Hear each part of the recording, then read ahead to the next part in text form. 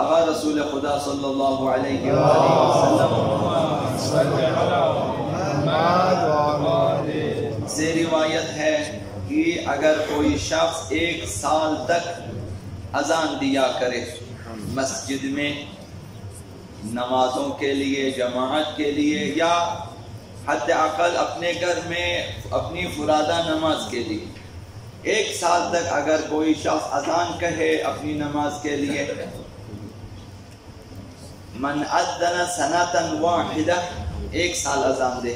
بعثہ اللہ عز وجل یوم القیامہ، قیامت کے دن خداوند متعال اسے اس حال میں اٹھائے گا، قبر سے، عالم برزخ سے اسے اٹھائے گا قیامت کے لیے، وقد غفرت ذنوبہ کلھا، اس کی حالت یہ ہوگا کہ خداوند متعال اس کے تمام گناہوں کو بخش دیا ہوگا، بالغتاً ما بلغت، جس قدر بھی اس کے گناہ ہوں گے خداوند بخش دیا ہوگا، ولو کانت مثل زنۃ جبل احد، اگرچہ اس کے گناہوں کا وزن کوہ احد کے برابر کیوں نہ ہو، خداوند متعال 1 سال اذان دینے کے عوض بخش دے گا اس کے گناہوں کو، اس کے جرائم کو بخش دے گا۔ تو گناہوں کی بخشش اس طرح بھی ممکن ہے کہ انسان 1 سال تک للہ فی اللہ فی سبیل اللہ رضائے پروردگار کے لیے اذان دیا کرے، اذان سیکھے، اذان کو صحیح طور پر دیا کرے اور خداوند متعال کی خوشنودی کے لیے، تو گناہ بخشے جاتے ہیں۔ اب اگر حقوق دوسروں کے ہماری گردنوں پہ ہے تو وہ بندوں کا کام ہے کہ حقوق کو لوگوں تک پہنچا دیں، گناہوں کو خداوند متعال بخش دیتا ہے۔ آقا رسول خدا صلی اللہ علیہ وآلہ وسلم نے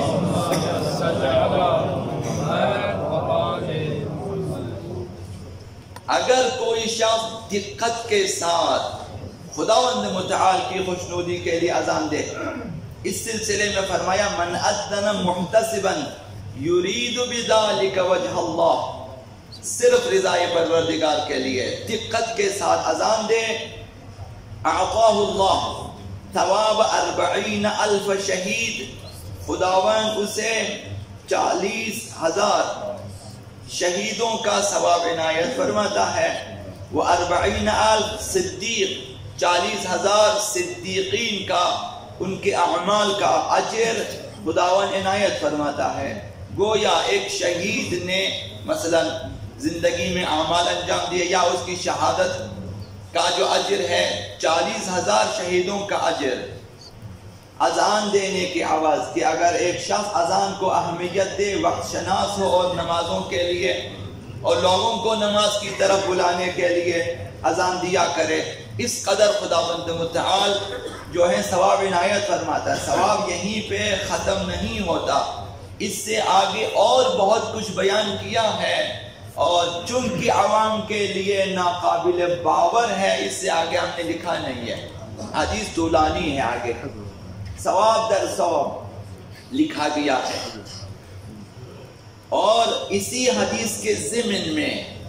فرمایا وَيُدْخِلُ فِي شَفَاعَةِ 40,000 مُسِیء، 40,000 گناہکاروں کو خداوند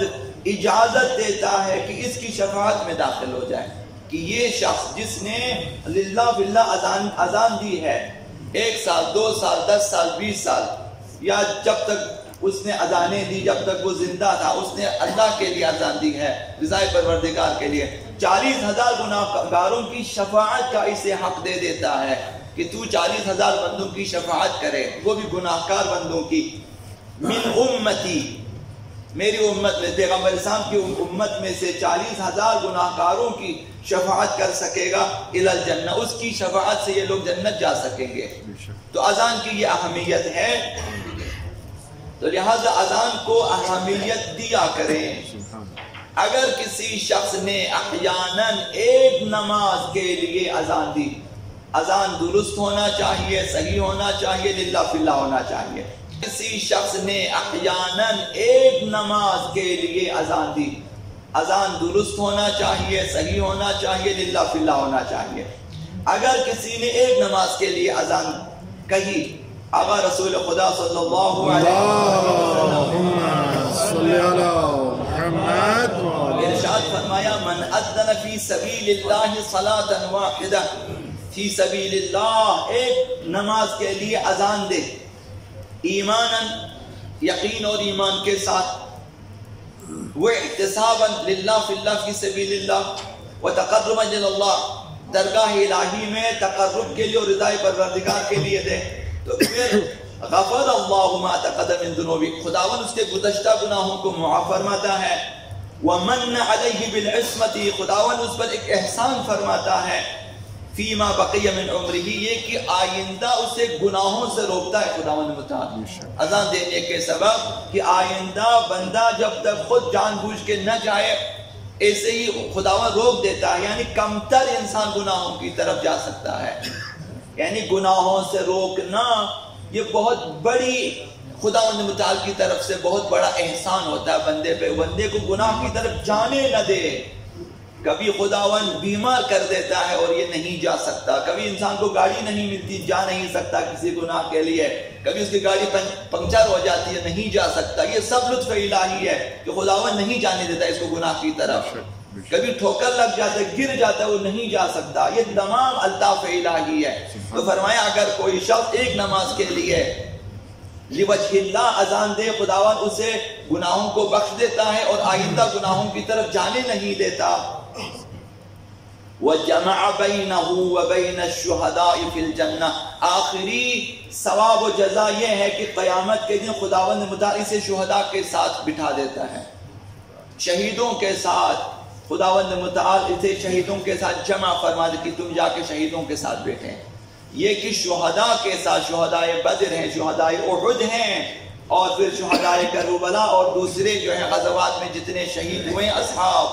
وغیرہ اور اہل بیت اطہار، اور اسی طرح تا ظہور آقا امام زمان علیہ السلام جتنے مقدس شہداء ہوں گے،